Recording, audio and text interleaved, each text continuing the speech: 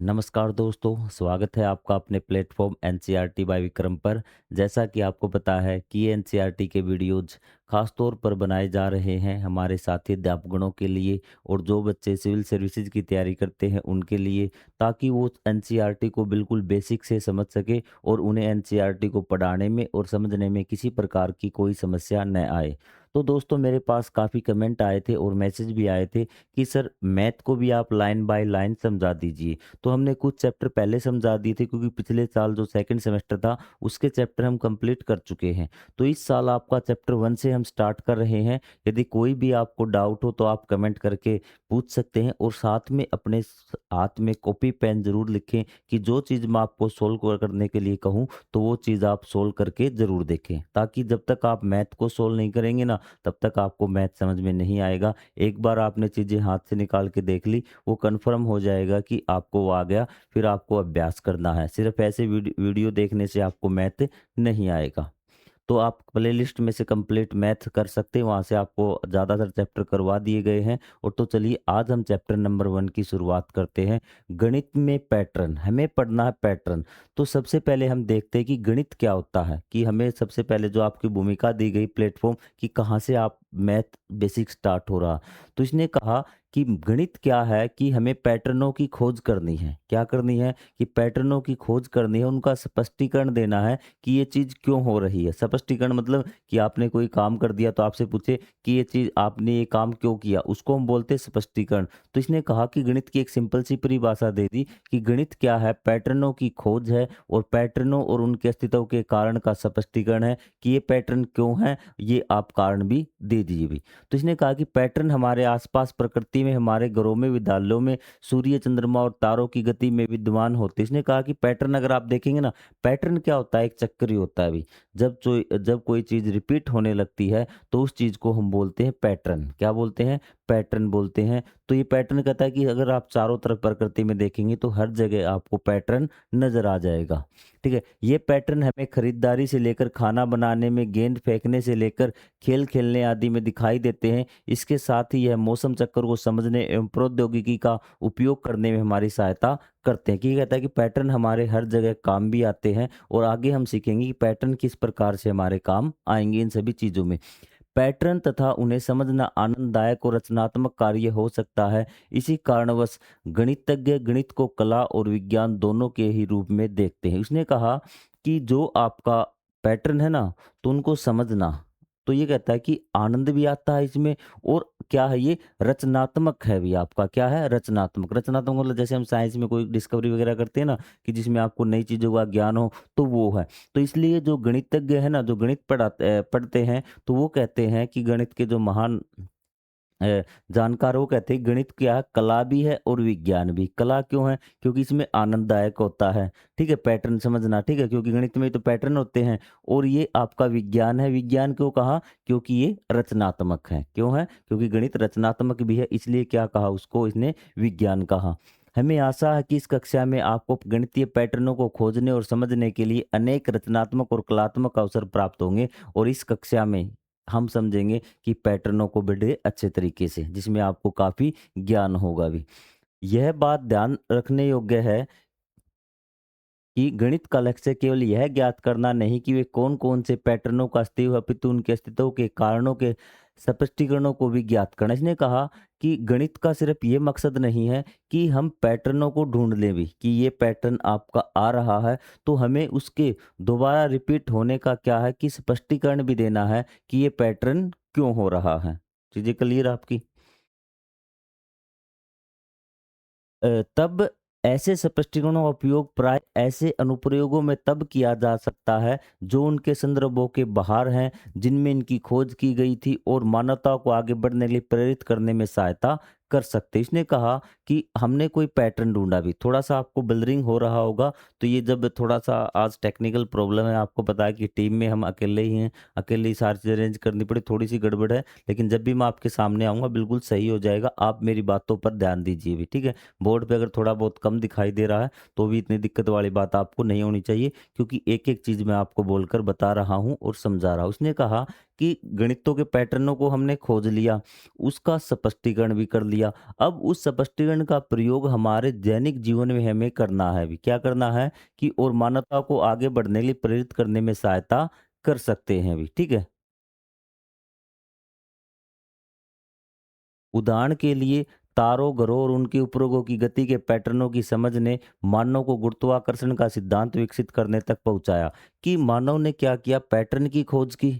Pattern किसका देखा कि आपके ग्रह किस प्रकार से चक्कर लगा रहे हैं चारों ओर सूर्य के, ठीक है। उपग्रहों के बारे में देखा, उपग्रह किस प्रकार से चक्कर लगा रहे, उसके पैटर्न को समझा। और उसके पैटर्न को समझ के मानव ने खोज की गुरुत्वाकर्षण की बल की, ठीक है। गुरुत्वाकर्षण बल की उन्होंने खोज कर ली मानव ने। तो सबसे पहले क्या किया, आपको पैटर्न खोजा भी, ठीक है। पैटर्न खोज के उन्होंने ये पता लगाने की कोशिश की कि ये पैटर्न क्यों हो रहा है, ये क्यों सूर्य के चारों ओर चक्कर लगा रहे हैं भी, ठीक है। तो उस जब उन्होंने इस पैटर्न को स्पष्टीकरण किया कि इसलिए चक्कर लगा रहे हैं कि ये बल काम आ रहा, तो उन्होंने खोज के लिए गुरुत्वाकर्षण बल की, और जिसके कारण आगे भी और बहुत सारी खोजें हुई है मानव जीवन में भी। इसी के फलस्वरूप हम चंद्रमा और मंगल पर स्वयं अपने उपग्रह प्रक्षेपित करने और रॉकेट भेजने में सफल हो पाए। इसी प्रकार जीनोमों के पैटर्न की समझ ने हमें रोगों का पता लगाने और उनका उपचार करने में सहायता की। तो देखो, जो हमने चंद्रमा के बारे में, सूर्य के बारे में, ग्रहों के घूमने के बारे में खोज की, गुरुत्वाकर्षण की खोज की, उन पैटर्नों का हमने स्पष्टीकरण किया, और उन स्पष्टीकरण के प्रयोग से हमने क्या किया कि हमने अपने उपग्रह बना दिए, दूसरे ग्रहों के बारे में जानकारी इकट्ठा करने लगे। संचार के साधन आपके सैटेलाइट हमने बहुत सारे बना दिए, ठीक है। मौसम सैटेलाइट बना दिए जिससे हमें मौसम की जानकारियां प्राप्त करने लगे, मतलब बहुत ज़्यादा उपयोग हम करने लगे। और इसका एक उदाहरण कि हमने जो जीनोम है, कि ये मान लीजिए कि मानव शरीर को हमने पैटर्न देखा कि किस प्रकार से चीज़ें घटित हो रही हैं, किस प्रकार का हम मान लेते हैं कि मानव का कोई अंग है भी, ठीक है। आपको सिंपल भाषा में समझाता हूँ कि ये कोई मानव का अंग है, इस प्रकार की संरचना है भी, ठीक है। तो इसके पैटर्न को समझा भी, ठीक है, मानव ने। फिर कोई आदमी बीमार हो गया, तो उसने देखा कि ये चीज़ यहाँ से इस प्रकार से हो रही है। सिंपल एग्जांपल दे रहा हूँ आपको। तो उसने कहा कि पैटर्न तो हमारा ये था, लेकिन ये क्या हो गया, तो मतलब ये पैटर्न गड़बड़ हो गया, तो जो बीमारी है वो इसके कारण है। अब मानव ने क्या किया कि इसको ठीक करने का ढूंढने की कोशिश की कि इसको हम ठीक कैसे कर सकते हैं। ये कह रहा है कि मानव ने जीनोमों के पैटर्नों की समझ ने हमें रोगों का पता लगाने और उनका उपचार करने में सहायता की। पैटर्न से संबंधित ऐसे अनेक उदाहरण हैं जिनमें यह एक है भी। ये हमने एक उदाहरण सिर्फ जाना है भी। तो पैटर्न आपको समझ में आ गया कि आपको कोई चीज़ समझनी है कि किस प्रकार से हो रही है, और उस चीज़ से आपको क्या है कि अपने जीवन में प्रयोग में लेके आना है भी, ठीक है। ये आपको पैटर्न भी। अब आपको यहाँ से आपकी एक्सरसाइज स्टार्ट होती है। आइए हम पता लगाइए भी। क्या आप अन्य उदाहरणों के विषय में सोच सकते हैं जहाँ गणित दैनिक जीवन में हमारी सहायता करता भी? गणित भी, गणित का मतलब आप सिंपल समझते हैं, आप जोड़, घटाव, भाग, गुणा भी। ये मान लीजिए आप कि जहाँ अंकों का प्रयोग होता है, आपका 1 2 3 4 मतलब संख्याओं का प्रयोग होता है, वो गणित होता है। तो आपके दैनिक जीवन में कौन-कौन सी ऐसी अ, ऐसे उदाहरण हैं जहाँ पे आप गणित का प्रयोग करते हैं, ठीक है। तो ये आपको है कि जब आप मार्केट में खरीदारी करने जाते हैं, तो आप क्या है कि वस्तु का मूल्य देखते हैं, उसको पैसे का लेन देन करते हैं, वहाँ गणित आपकी सहायता करता है। कि जिसको गणित ही नहीं आता वो क्या बताएगा भी इसकी कि आपने 2 पेन खरीदे 2 रुपए के, तो 10 पेन कितने रुपए के आएंगे, तो वहाँ पे गणित आपका काम आ गया अभी। तो पहला एग्जाम्पल होगा, कोई भी खरीदारी करने में हम गणित का प्रयोग करते हैं भी, ठीक है। दूसरी चीज़ है कि आपका जो एग्जाम्पल, और कहाँ पे आप गणित का इस्तेमाल करते हैं? घर पे। कि यदि हमें कोई इमारत बनानी है, उसका हमें माप लेना है, क्षेत्रफल निकालना है, तो भी हम क्या करते हैं? गणित का प्रयोग करते हैं भी। करते हो या नहीं करते भी, ठीक है। आपको कोई चीज़ काउंटिंग गिननी है, तो वहाँ पे गणित के माध्यम से ही क्या होगा, वहाँ पर आप गिन पाएँगे। तो 2 ही आप याद रखो, एक तो आपका खरीदारी करने में कि आपका क्या गणित का प्रयोग करते हैं मेनली, ठीक है? क्योंकि ये आसान है, आपको याद करने में भी आसानी रहेगी। और दूसरा किसी किन्हीं वस्तुओं को गिनने में भी, ठीक है? गिनने में, जोड़ने में, घटाने में हम क्या है, आपका गणित का प्रयोग करते हैं। चीज़ें क्लियर आपकी? गणित ने किस प्रकार मानव को आगे बढ़ाने के लिए प्रेरित करने में सहायता की है? आप उदाहरणों के विषय में विचार कर सकते जिनमें वैज्ञानिक प्रयोग करना। अब वैज्ञानिक प्रयोग में गणित की आवश्यकता कहाँ से पड़ेगी? आपको एक-एक उदाहरण के तौर पर इसमें लिखना होगा अभी। जैसे आप पहले लिखेंगे वैज्ञानिक प्रयोग में भी। वैज्ञानिक प्रयोग में हमने जो सैटेलाइट है, आपके उपग्रह है, उनकी स्पीड निकालने में, उनकी चाल ज्ञात करने में हमने विज्ञान का प्रयोग किया है। एक-एक एग्ज़ाम्पल आपको बताऊँगा ताकि आप लिख सकें। आपके एग्ज़ाम में ये चीज़ें नहीं आएँगी लेकिन आपको वैसे आपको ये चीज़ें पता होनी चाहिए। जहाँ से एग्ज़ाम में क्वेश्चन आएगा वो भी मैं आपको बता दूँगा अभी, ठीक है? अपनी अर्थव्यवस्था और लोकतंत्र को चलाना भी। तो यहाँ पे गणित क्या है कि हमने अर्थव्यवस्था का जो हिसाब का लेन-देन किया हो गणित की सहायता से किया है। अर्थव्यवस्था होता है खरीदारी, कितनी चीज़ हम बना रहे हैं, कितनी चीज़ हमें बेच रहे हैं, कितनी चीज़ हम खरीद रहे हैं। ये सब मिला के जो माल जोड़-तोड़ हम करते हैं वो सारी अर्थव्यवस्था कहलाती है। तो उस लोकतंत्र को चलाना, लोकतंत्र में क्या होता है कि वोटों को आपको गिनना होता है, ठीक है? जो सारी चीज़ें किसी की सैलरी ये सारी जो व्यवस्था होती है ना सैलरी की, तनख्वाह वगैरह की, तो यहाँ पे लोकतंत्र का नाम आता आप याद रखना कि जो आपकी वोटों को गिनना है, ठीक है? चुनाव कराना, ठीक है? चुनाव कराने में आपका बहुत ज़्यादा काम आता है। किसको कितने वोट मिले, कितने आपके ये केंद्र बनाए जाएँगे, ठीक है? चुनाव केंद्र ये सारी चीज़ें इसमें आएँगी। पुलों और घरों या अन्य जटिल भवनों को निर्मित करना कि उन पे क्या है कि कितनी उनकी ऊंचाई होनी चाहिए, कितनी उनकी लंबाई होनी चाहिए, कितनी मीटर उनकी चौड़ाई होनी चाहिए। ये सब चीज़ हमें गणित के माध्यम से ही पता चलती है अभी। टीवी, आपका मोबाइल फ़ोन, कंप्यूटरों, साइकिलों, रेलगाड़ी, कारों, वायुनो, कैलेंडरों, घड़ियों इत्यादि को बनाना सम्मिलित है अभी। इन सब चीज़ों को बनाना भी। ठीक है? कि इनका जो आपका जो आकार है वो किस प्रकार का होना चाहिए, ठीक है? कितनी इनकी लंबाई-चौड़ाई सेम वही बात है आपकी मार्क वाली कि किस प्रकार का इनका आकार होना चाहिए, कितना इनमें भार होना चाहिए। तो भार भी हम किसी गणित की सहायता से मापेंगे, ठीक है? 1 10 ग्राम है, 20 ग्राम है, 30 ग्राम यूनिट है तो आपकी संख्याओं का प्रयोग ना। तो इस प्रकार से हम इन चीज़ों में क्या है गणित की सहायता लेते हैं भी। ठीक है? क्योंकि आपका मोबाइल फ़ोन बना रहा तो इसको कुछ साइज़ वगैरह ग्राम के बारे में, कंपोनेंट के बारे में कि इसमें कितना वेट होना चाहिए, ये चीज़ नहीं होंगी, तो वो चीज़ बन ही नहीं पाएगी भी। तो इस प्रकार क्या गणित ने इन सब चीज़ों को कि जो रेडियो वेव उनकी फ्रीक्वेंसी है तो साइंस का भी है, लेकिन गणित का भी तो प्रयोग होता है उसमें कि इतने से इतनी ज़्यादा नहीं होनी चाहिए, बैंडविड्थ उनकी कितनी होनी चाहिए। तो ये सारी चीज़ें गणित के माध्यम से ही पॉसिबल हुई है। यदि गणित नहीं होता ये सारी चीज़ें नहीं होती, बिल्कुल हो जाती लेकिन इतनी ज़्यादा अच्छे से नहीं हो पाती। लेकिन गणित के माध्यम से पूरी तरह अच्छी तरह विकसित चीज़ें हो चुकी। तो इनका आप उदाहरण लिख सकते हैं। अब हम बात करते हैं हमारा मेन जो टॉपिक स्टार्ट होता है वो होता है आपका यहाँ से संख्याओं में पैटर्न।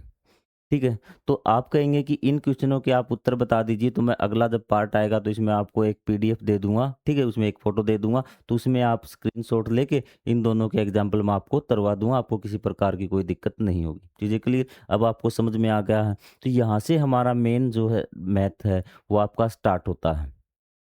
गणित में दिखने वाले सबसे अधिक मौलिक पैटर्नों में संख्याओं के पैटर्न हैं।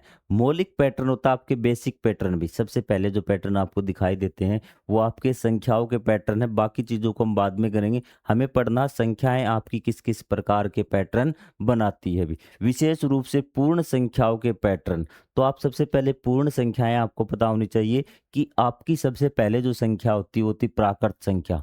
प्राकृत संख्याएँ आपकी 1, 2, 3 4, 5 इससे जो बड़ी लगातार जाएँगी, वे सारी आपकी प्राकृत संख्याएँ हैं। यदि यहाँ आप 0 सम्मिलित कर दें, 0, 1, 2, 3, 4 और यहाँ लास्ट तक चले जाइए, जहाँ तक संख्याएँ जाएँ अनंत तक, तो ये आपकी सारी क्या है? पूर्ण संख्याएँ हैं। क्या हैं? पूर्ण संख्याएँ हैं। आपको किसी प्रकार का कोई डाउट हो तो पूछिए। तो आज हमें पूर्ण संख्याओं के पैटर्न के बारे में पढ़ेंगे कि जो आपकी पूर्ण संख्या है ना, जिसमें 0 भी शामिल, ध्यान रखना कि 0 से लेके लास्ट तक जो संख्याएँ हैं, उनके पैटर्नों के बारे में हम बात करेंगे भी।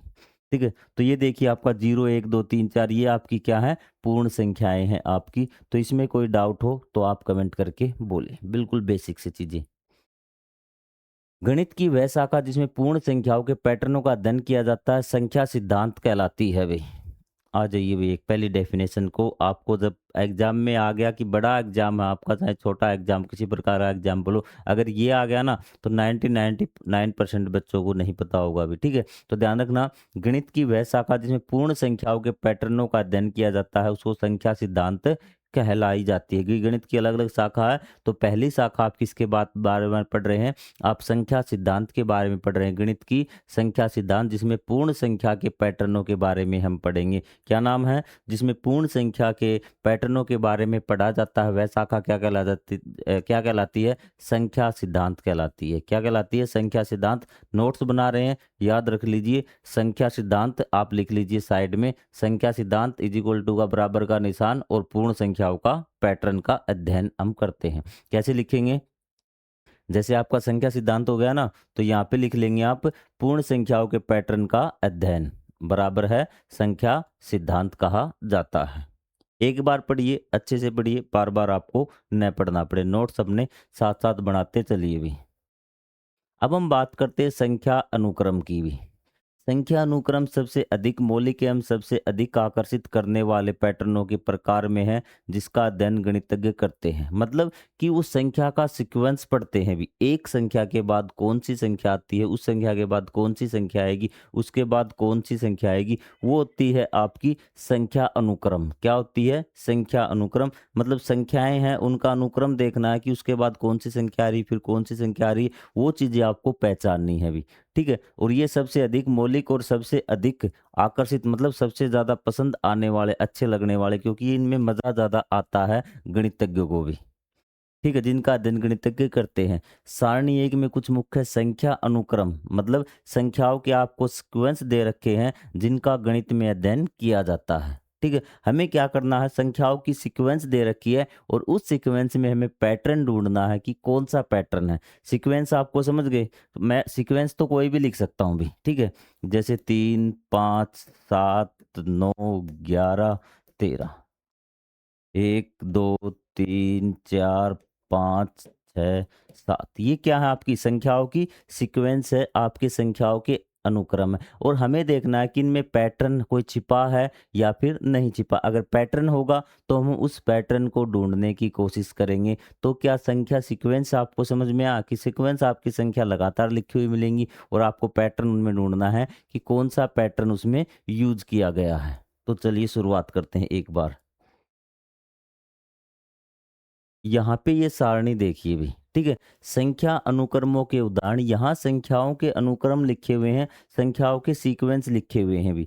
तो यहाँ आपको ढूंढना है कि क्या पैटर्न आपको नजर आ रहा है, क्या चीज बार बार रिपीट हो रही है। तो हम कहेंगे सर इसमें सभी एक हैं भी। पैटर्न क्या है इसमें? सभी एक पैटर्न है। क्या है? सभी एक है। चीजें क्लियर आपको? इसमें देखिए सेकंड में 1 2 3 4 5 6 7, तो मतलब इसमें क्या है? आपकी सभी प्राकृत संख्याएं हैं। पैटर्न कौन सा है? या फिर आप लिखेंगे कि पिछली संख्या में एक जोड़ा गया है। ठीक है, पिछली संख्या में एक जोड़ा गया है। आपको चीजें समझ में आई? बीच में देखिए 1 के बाद 3 है, 3 के बाद 5 है, 5 के बाद 7 है, फिर 9 है, फिर 11 है, फिर 13 है। आपको समझ में आ रहा होगा कि इसमें 2 जोड़ा गया है। या फिर ये क्या है? आपकी विषम संख्याएँ हैं बढ़ते क्रम में। क्या है? विषम संख्याएँ हैं। कौन-सी संख्याएँ हैं? विषम संख्याएँ हैं बढ़ते क्रम में। आपने पैटर्न ढूँढ लिया। कोई आपको डाउट? नहीं डाउट, क्योंकि विषम संख्याएं हैं। ये आपकी गणन संख्याएं बोल सकते हैं, इनको प्राकृत संख्याएं आप बोली ज्यादा अच्छा रहेगा। ये गणन संख्याएं आपकी यही है ना, यहीं से तो गिनती स्टार्ट होती है, 1 2 3 4, जीरो से तो गिनती नहीं है। इसको गणन संख्याओं का पैटर्न हम बोल सकते हैं। ये साथ साथ आपको दिया हुआ ये क्या है? आप ये आपकी 2 4 6 8 10 12 14 ये आपकी सम संख्याएं हैं। क्या है? आपकी सम संख्याएं हैं बढ़ते क्रम में। आपको किसी संख्या की सीक्वेंस दे रखी थी और आपने पैटर्न ढूंढ लिया कि सर ये तो क्या है? आपकी सम संख्याएं हैं बढ़ते क्रम में भी। फिर आपकी त्रिभुजाकार संख्याएं भी। त्रिभुजाकार संख्याएं क्या होती हैं? तो यहाँ पे आपको थोड़ा सा डाउट होगा कि सर हमें त्रिभुजाकार संख्याएं नहीं पता कि त्रिभुजाकार संख्याएं क्या होती है। तो इसके लिए मैं आपको बता देना चाहता हूँ कि त्रिभुजाकार संख्याएं वे संख्या होती हैं जिनको अगर हम डॉट के रूप में लिख देना तो एक त्रिभुज टाइप बन जाए भी। तो देखिए एक बार यहाँ पे देखिए, ये आपका एक है, मैंने एक डॉट बनाया तो इसको इस प्रकार से मैं लिख सकता हूँ, तो बन गया आपका त्रिभुज। तो फिर आपका क्या है? 3 हमने लिख लिया, तो 3 को हमने इस प्रकार से लिख लिया, तो ये आपका एक त्रिभुज बन गया। बन गया ना त्रिभुज? फिर आपका आप 4 से नहीं बना सकते भी, 4 से नहीं बना सकते। आपका इस प्रकार से देखिए 4 से आपका नहीं बनेगा, ठीक है? त्रिभुज का मतलब समबाहु आपका त्रिभुज, तीनों जो उनकी भुजाएँ अलग-अलग आपकी एक जैसी मिलेगी। जैसे आप 6 बनाएँगे ना, 1 2 3, ठीक है? 4 5 और ये 6। तो ये देखिए आप इस प्रकार से ये त्रिभुजाकार संख्याएँ होती हैं जिनको एक बिंदु के रूप में लिखें और फिर वो क्या है? एक त्रिभुज का रूप ले ले, तो उसको हम त्रिभुजाकार संख्याएँ बोलते हैं। ठीक है, इनकी मैं आपको पीडीएफ भी दे दूंगा आपको एक बार स्क्रीनशॉट लेने के लिए इनके क्वेश्चन आंसर की, ताकि आपको कोई डाउट न रहे किसी प्रकार का। एक बार आप स्क्रीनशॉट ले लेना, सारी चीज़ें आपकी क्लियर हो जाएंगी। कॉपी में साथ साथ समझते चलेंगे मैथ की बुक में, तो आपको इतना ज़्यादा परिश्रम नहीं करना पड़ेगा अभी। ठीक है, ये देखिए आपकी क्या त्रिभुजाकार संख्याएं होंगी, यहाँ पे आ जाइए। यहाँ पे आपकी वर्ग संख्याएं हैं भी।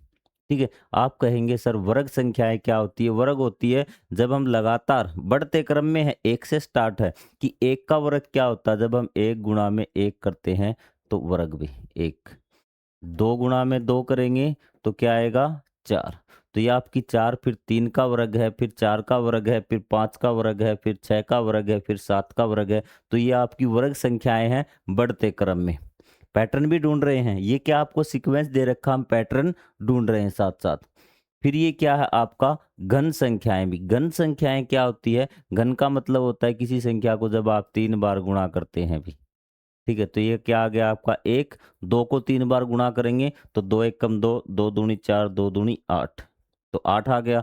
तीन को करेंगे तो 27 आएगा, चार को करेंगे तो 64 आएगा, पाँच को करेंगे तो 125 आएगा। तो ये आपकी घन संख्याएं हैं भी। ठीक है, अब देखिए भी मेन आता है यहाँ पे भी कि विरहांक संख्याएं क्या होती है भी। क्या होती है? विरहांक संख्याएं। वैसे तो कई बताते हैं आपका कि विरहांक संख्याएं जीरो से स्टार्ट होती है। किससे स्टार्ट होती है? जीरो से। लेकिन यहाँ पे एनसीईआरटी ध्यान रखना कि एक से आपको स्टार्टिंग दिखाई हुई है, इसका मतलब है कि जो आपकी यहाँ जीरो मान लीजिए भी, मैं आपको यहाँ क्लियर करवा देता हूँ कि विरहांक संख्याएं क्या होती है कि जो संख्या होगी पिछली दो संख्याओं का जोड़ होगी भी। क्या होगी? पिछली दो संख्याओं का जोड़ होगी। तो यहाँ देखिए हम तीसरी से स्टार्ट करेंगे, पहली दो संख्याओं को जोड़ेंगे और तीसरी को उसके स्थान पर लिख देंगे। जीरो और एक क्या लिख दिया आपने? दो लिख दिया। फिर आप अगला लिखना है ना इस नंबर पे, तो इससे पहले वाली संख्याएं क्या है आपकी? दो और एक तीन। Sorry sorry sorry sorry sorry, विरांक वाली तो क्या है? ऊपर वाली लाइन है, ये तो आपकी अलग है।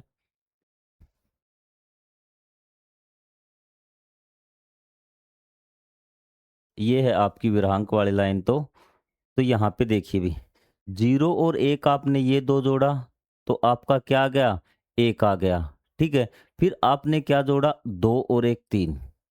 यहाँ पर आपका क्या होता है कि कंफ्यूजन तक कि कई स्टार्ट करते हैं इसको एक से भी। किससे? एक से स्टार्ट करते हैं। लेकिन इसीलिए जो आपकी न्यू एनसीईआरटी, इसमें बहुत ज़्यादा कंफ्यूजन होता है बच्चों का। और न्यू एनसीईआरटी ने क्या किया कि इसको आप जीरो मत लिखिए भी। क्या लिखिए? कि इसको आप जीरो मत लिख लिए, एक से स्टार्ट कीजिए। एक और दो का जोड़ तीन।